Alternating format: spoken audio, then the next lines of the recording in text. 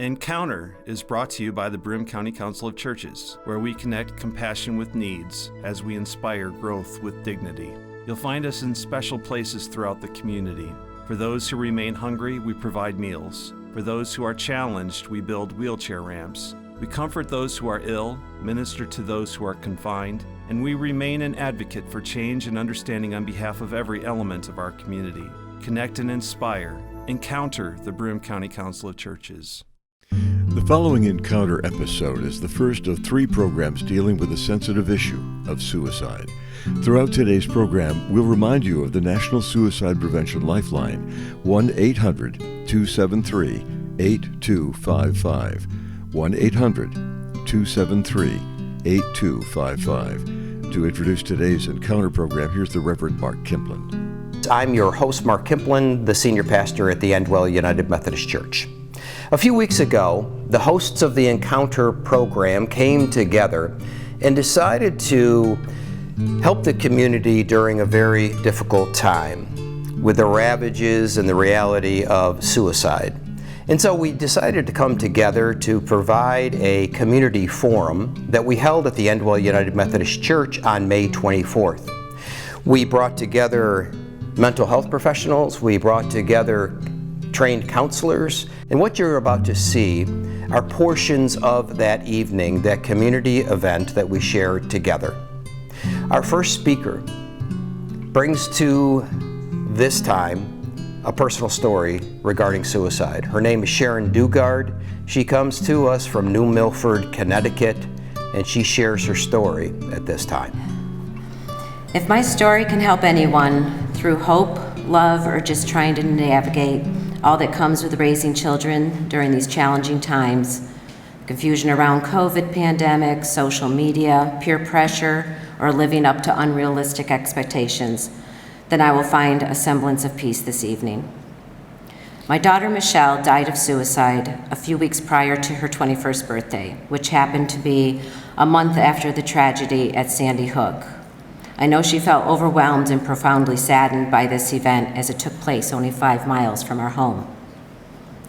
Looking back at her life, I'm aware that she always struggled with anxiety, which I feel was the main component of her depression. She started cutting herself in middle school, which launched our exhaustive journey of seeking counseling. Along the way, we ran into roadblocks trying to find someone she could really connect with and trust, who would accept our insurance and be willing to prescribe medications that might work for her. Her first hospitalization followed an appointment with her pediatrician, where the doctor discovered Michelle's cutting and immediately hospitalized her for a week in a rehab facility. I still vividly remember the look he gave me, imparting with his expression that this was very serious and very necessary. It was a terribly difficult thing to do for me, but I had no say. Her first attempt at suicide was during her freshman year in high school. She was in the hospital for 1 day, and I was able to bring her home after agreeing to an extensive outpatient program 3 times a week. This entailed pulling her out of school early and traveling 45 minutes to her appointments, in addition to restarting the counseling process and new therapists and new treatments. Michelle ended up graduating from high school early. She was an honor student, but school was a big stressor for her. So she did what she had to do, and she graduated as a junior. Following graduation, she went to cosmetology school, and she seemed to be doing well. She was able to wear her hair in funky styles and colors and started getting tattoos and piercings. This period deepened my experience with unconditional love as she experimented with new forms of self-expression, forcing me to examine my own acceptance of her decisions and autonomy. It was apparent to me that she was trying to demonstrate ownership of her pain externally, but internally she was critically broken. 3 days after losing someone very important to her to suicide, she made her second suicide attempt. Fortunately, someone called 911 about an unconscious female in a car seen pulled over in a semi-remote area. She was taken to the hospital, intubated, and through the caring of many nurses, we were able to keep her off the psych floor. After 4 days recovering in the hospital, she again had to go to a rehab facility. She begged me not to send her to the same place as before, and we were able to find another facility that would take insurance. It was even harder sending her away this time. During her stay there, I remember feeling hopeful when she mentioned she now understood the Serenity Prayer, and it held a lot of meaning for her. When she left the facility, she went to live with her father in the next town over, rather than returning to our home. We were worried about the potential triggers of her returning to the same bedroom where she'd learned so recently of her friend's suicide, and felt that coming back to this environment could hinder her ability to move forward. Again, she stabilized and seemed to be doing okay. She always wanted a place of her own, and she moved into her own apartment in the summer of 2012. She seemed happy on the surface, but I think she was also lonely. By then, she was working full-time at a lab. She had a strong work ethic, and everyone thought she was the greatest. She was also going to college part-time, working on getting her degree. I really thought she was going to be okay, that we all were. Why else were we given this second chance? On January 16, 2013, I received a call at work from her employer stating that she hadn't been to work in a couple of days and wasn't answering her cell phone. She had just been with me and her sister over the weekend recovering from a minor correction to a cosmetic surgery. And I only share this because why did she bother fixing it if it wasn't for the long term? I won't go into all the details of the events that followed that day. She was found in her apartment, and we were met there by a detective and a medical examiner. My heart was broken for her struggle, for her sister, and for myself. People who really knew her always described Michelle as an old soul and wise beyond her years. What they were seeing were signs and symptoms of an invisible anguish she eventually decided she couldn't carry any longer. She was loved by so many. There were so many people she could have reached out to, but unfortunately, she only reached out to one person, and they ignored her messages, not realizing they were final cries for help. That person carries enormous guilt for something they could not have known or understood at that time. But I mention this because it may have seemed to Michelle that they were ignoring her desperation when they really did not grasp the gravity of her situation. My Michelle died of suicide. She did not commit suicide, as that sounds like she committed a crime. Many describe suicide as selfish, but it's not a selfish act, rather an action taken out of utter hopelessness. We saw the signs, we actively sought counseling, and sometimes I wish for a do-over. Could I have talked more, listened more, loved her more, done more? I don't know, and I don't have the answers.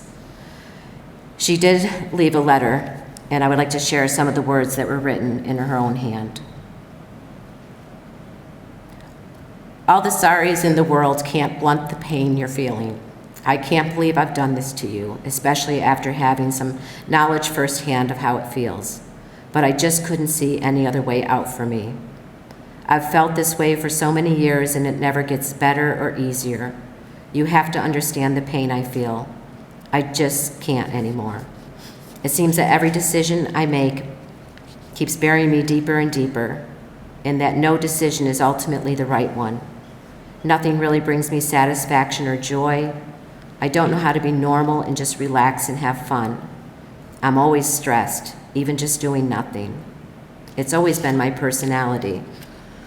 Lately, I've been so tired, whether it's the weekend or during the week. I'm just tired to my bones. I'm so sorry to have done this. For so long, when I'd get to this point, I'd just think of how it would affect you, and I couldn't.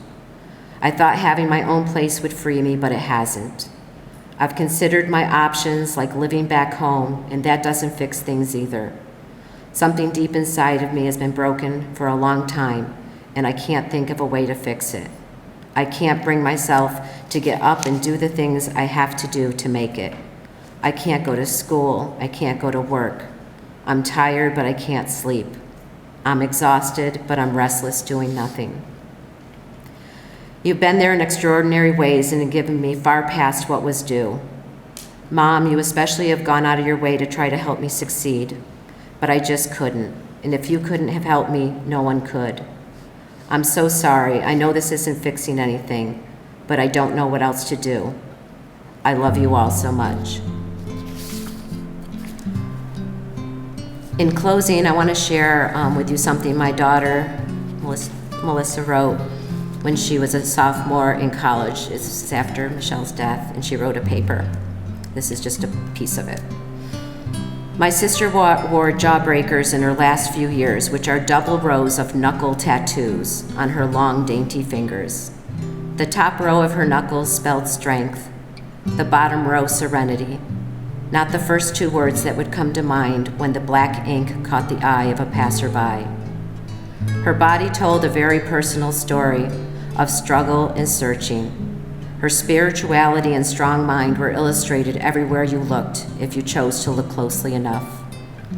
She used her earthly form as a canvas for the art of her delicate soul, which is exactly what she was letting the world around her get a good look at on a daily basis. As I write this down, I revel at what a shame it is that these wonderful pieces of art no longer exist, some still in the works when she passed. My mother's sister and I had formed a remarkably close relationship over the years, and the splintering of our threesome has definitely presented itself as a distinct hardship in the months since. But to solidify our bond, my mother and I went and got our own tattoos. Now we carry my sister's message and mantra of strength and serenity on our own skin. A Mother's Story from Sharon Dugard. Before our next presenter, this reminder. Please remember that there's help for anyone thinking about suicide. It's the National Suicide Lifeline at 1-800-273-8255. That's 1-800-273-8255. If it feels uncomfortable to be talking about suicide, remember what Mr. Rogers said. Anything that's human is mentionable, and anything that's mentionable can be more manageable. When we can talk about our feelings, they become less overwhelming, less upsetting, and less scary. The people we trust with that important talk can help us know that we are not alone. So wrote Fred Rogers. The next speaker at the Community Forum on Suicide, Resources, Prevention, and Grief is Anastasia Spiratos, a professional Christian life coach and behavioral health specialist at UHS hospitals. I am so appreciative of the opportunity to talk with you tonight because I do believe that talking saves lives. Suicide prevention begins with having the courage to talk about it and the strength to work through it. We can reduce the stigma if we acknowledge that suicide is real, that it is happening in our community, and that it can be prevented. The key to prevention is overcoming the tragedy of suicide. It's a work in progress. And therefore, I would like to share a couple of things this evening that might help in understanding. I'd like to first inform you of some of the signs and symptoms to recognize suicidality, to give you some community resources that can help you if you've been touched with suicide in some fashion, and to direct you in what to do if you are with someone with active suicidal thoughts. Now, some people may think that suicide is just crazy thought or only for people who have a mental illness. That the idea of suicide could never really happen to somebody I know or something that's in my mind. But I suspect that you or someone you know may have actually had a thought of suicide at least once in their lives. How many of you might have contemplated the idea of no longer living just sounds appealing? Have you ever thought to yourself, oh my God, if I have to endure this, please, Lord, just take this from me? Have there been times, especially when faced with difficulties, that led you to fantasize about the idea of escaping, as if you don't have the ability to cope or endure with this any longer? Some may have this feeling of impossible or doomed, as if nothing's ever going to get better. This sense of hopelessness is real intense for somebody who's actually suicidal. Their view of the world is distorted, and by either a devastating event or some horrible news. A fleeting thought of wanting to escape or a very specified plan of not wanting to live anymore are different ideas of suicide. Both are important to recognize, to validate, and to seek support and help with. People are not crazy who have a thought of suicide. They are dealing with something that in the moment, they cannot see another way out. Suicide seems to be the solution in that situation. But if we take the time to talk, take the time to really listen to where they're at that moment, what they're really feeling, we have a chance to make a difference.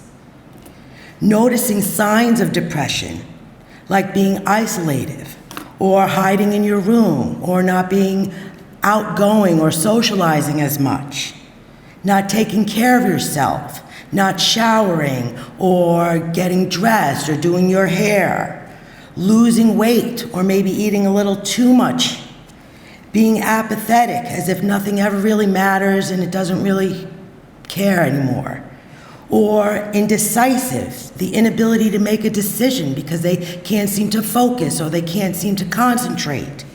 These are symptoms and ideas of depression. And if you begin with noticing some of these symptoms and address them, for example, saying something like, I've noticed you're losing some weight. You're not eating as much. I'm worried about you. Is everything all right? Or saying something like, you haven't been around lately, and I wanted to take this moment to see how you're doing. Offering insight or assuming how they might feel can be helpful. Saying something like, it must be lonely without such and such. How are you getting on? These questions validate their feelings. It allows the permission to have them feel that way, and it gives the opening that it's okay not to be okay. And just being there in that moment, helping them through that temporary feeling, is the beginning of the healing process. I tell patients that I've seen that feelings are like butterflies. They swoop in, they fly around, they hover for a little while, and then they fly off. If we can sit with them, walk with them a mile in their shoes, we can offer help, we can offer hope, we can offer support. If we ignore the signs, if we are blind to what we see, and if we are mute in not talking about what we see, we are actually permitting that it's okay not to seek out help and support. Of course, I'm not saying here that it is your fault if someone were to complete suicide. But there are things that we can do if you know someone who might be feeling suicidal. And talking about it is the first step. Knowing what to do next can really be helpful. So be willing to talk about it. Offering your time, asking how they're feeling, not judging what they're saying, or not presuming what you think they might say, not preparing what you're going to say when they're speaking, but just being right there in that moment to listen to where they're at. Don't avoid the word suicide. You're not giving them the idea to actually carry that out. You're validating that this is something real in their mind, and that if you can talk about it, you have the courage to work through it. Don't minimize. Don't worry, it'll be okay. You'll be able to get through that, it's all right. Just acknowledge that things are difficult. Express a sense of understanding as to how they might feel. Validate them and give them some direction of where they can go for help. Let them know that they are not alone, that there are people who care, and that help is available.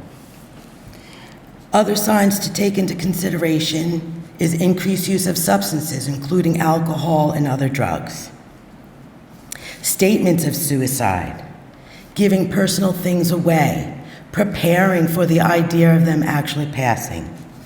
A noted change in their behavior.